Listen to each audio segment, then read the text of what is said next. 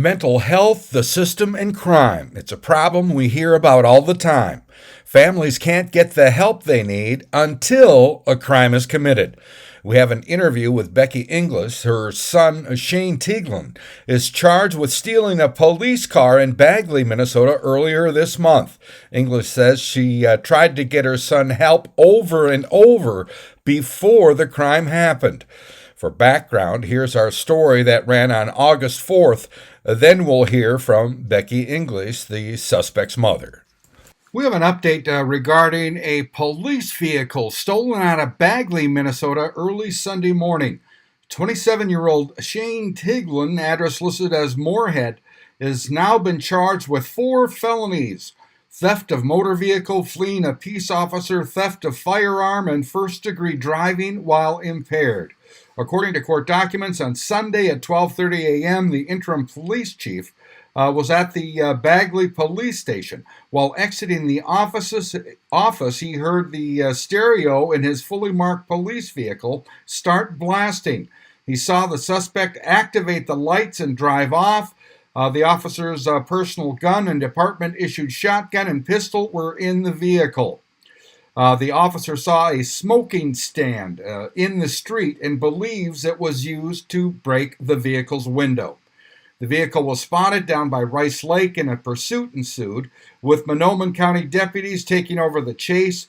The vehicle's tires were spike stripped, and a pit maneuver ended the pursuit over by Nadawash. The pursuit lasted around 25 miles at speeds of up to 45 to 85 miles per hour. Deputies removed Shane Tieglin from the driver's seat. A bottle of mostly consumed vodka was also found in the vehicle, and the firearms were recovered. Tieglin has prior convictions for DUI, fleeing, burglary, and more. Again, that was our report from August 4th. Tieglin's mother, Becky English, joins us now to talk about how she tried to get her son help for mental health issues before this happened. A couple months ago, our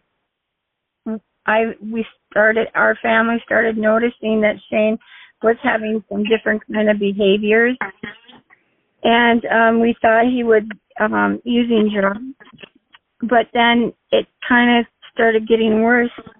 And so his probation officer came out and tested him, and he was clean. And that's when we started realizing that it was more than drugs. And my son has had a lot of trauma also in his life. And I believe that's what a lot of it has caused him to use drugs. The combination of them both, he went into like a mental health crisis. And his dad and I were both trying to get him help. And we were calling the police, and they said there was nothing. It started in Beltrami. We were calling the police, and they said there was nothing they could do, that he was not breaking the law. But as a family, we came together, his dad and I and his 2 sisters, because he was making threats to harm people and himself. And we wanted to have a commitment done because we were very concerned about his behaviors. And I called the mobile crisis, and they said there was nothing they could do because that while they didn't actually say there was nothing they could do, but I mean, they said they couldn't come to where he was, and they said if there's an addiction involved that he would have to be put through detox first because that would put them in danger. And I said, I don't believe he's using though. I think it's just mental health. But they said they wouldn't see him until he went through detox. But I couldn't even get anyone to help me, and I couldn't get Shane to go. And they kept telling me that he himself would have to, tell them that he needed help. Well, if someone in that condition, they're not going to say they need help. And so we continued on asking people for help, calling the police every day. Well, what happened was, we were blessed because he actually missed his court days. So they had to arrest him because he had a warrant for his arrest then. And we thought, oh, good. And this was in Beltrami. And I had called Teen Challenge, and they do have a mental health department there too. You know, it's addiction and mental health. And so I had gotten a bed ready for him. And so I called the jail, Beltrami jail, and they just kept saying, okay. I said, but I need him to talk to them so that he can say he wants to go there. That was another time he would have to say. And they said, okay, we'll give him the message, because we set up, you know, for him to be able to call us. And he never called. And I would keep calling the jail, and they're like, okay, we'll give him the message. And I said, well, how is he doing in jail? And they said, he's good, he's fine. And so his dad ended up, we thought, well, maybe he snapped out of it. So his dad bailed him out the Friday before the thing that happened in Clearwater County. And when he came out, one of the first things that he said to his sister was if somebody was dead. And then he was talking to different people, and voices, different voices were coming out of him, people that weren't there. And my daughter said something that he didn't like, and he took off running. And so we didn't know where he was. And I was very upset, because if we had known that he was not doing well, we could have really handled that differently. And so we couldn't find him. That was on Friday. And I worked that evening, and then after work I went looking for him, and I could not find him. I searched Bemidji. Well, on Saturday we kept calling the police, and the police would go talk to him. And of course they don't know him, you know, so they just said, well, he seems fine to us, because, you know, for a moment he could say, yeah, I'm doing good, you know. But if they would have spent a little more time with him, they could have seen that he was not doing well. And so then I drove to Bemidji, and I found him walking on Highway 2.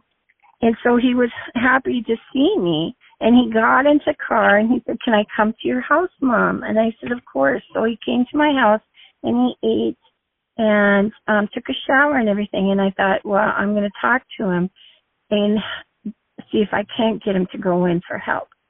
And before I knew it, he took off again. And I searched Shevlin, and I could not find him, because that's where I live, in Shevlin.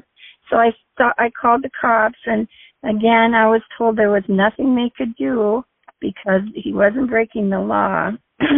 Well, then that evening he showed up town. He was walking on Main Street in Shevlin, and he was doing those strange behaviors. So he was kind of, you know, scaring people. So other people were calling in on him to the police. And then somebody called me and said that he was doing that. So I went up there, and when I found him, he was walking on the highway, because a few years ago his girlfriend had been hit by a car in front of him right in Shevlin here on Highway 2. And that was a very traumatic thing for him. So when I called the police again, what they told me was they had drove to Shevlin and he was fine. They said, yeah, he just said, I'm waiting here for my girlfriend to pick me up. And that would have been okay, but he doesn't have a girlfriend and he didn't have a phone. She was killed in that accident. Yes, yes. And Shane he's seen it, and I mean, I can't imagine what my son went through. You know, he never received help after that. Okay. But anyway, then it goes on to the story where he allegedly sold the police car out of Bagley. Yeah, so I was scared he was going to get hit by a car, so I finally got him to get in my car, and he said he would go into the hospital and tell him he needs help, but I couldn't come in with him. So I drove to Bagley. I drove right up to the door, at the emergency room, and they wouldn't let him in. And that's when they called the police. So he came out. He said, "Mom, they won't help me." They called the cops, and he said, "I need a car, Mom. He, in his mind, he was playing a game, and he needed to go save, like, the princess or something." They said, "Shane, I'm not going to give you my car." And he got mad, and he took off running from the hospital in Bagley. And I was on the phone with the police, and they knew that he was running around town. And here a police officer had left his car running, which is prohibited, and got his gun in the car. Well, Shane did break the window out, but he wasn't, he was not drinking, and I was with him 5 minutes before that happened, and he was not using drugs. And he did take the car, but he's still in Clearwater County Jail, and now that they've had time to observe him, they've all said, yes, he needs a mental health assessment. But that his next court date is October 5th, and he didn't do that. He's oblivious to what's going on. He's in a mental health crisis, and I'm just wanting to get that out, because we need to change some things, I believe, because I can tell you, I've talked with other people who have their kids in similar problems with mental health problems, and the system is very slow to respond to do anything. It's usually have to wait until some law is broken or somebody is hurt. Yes. But hopefully there's some changes here. And now, that he's in this system, going through court, I'm hoping that he can maybe get the help that he needs. Yes. Things are starting to turn around, but if no one would have advocated for him, that's what I'm saying, is he was looking at like 30 years, all the charges they put against him. And it makes me wonder how many people are in custody that, this happens to. I just really want to stress things need to change. And I don't know how we're going to do that, but we've got to come. But anyway, you need, basically people need easier access to mental health care. Yes, that's what I'm saying. Yes. Amen. All right. Okay, well, we'll put it out there, and I hope things turn out well for your son. He starts getting the help that he needs. Yes. I think that I'm hoping, I'm praying that it gets turned around before October 5th, because they can change the court date, I was told, and that he gets into a mental health facility. I'm hoping some change on Teen Challenge, where it's addiction and mental health, because really they go together. Okay. All right. Thanks for talking to me. Yes, thank you. Bless you. Okay, bye. I'm Neil Carlson reporting for iNewZ.TV.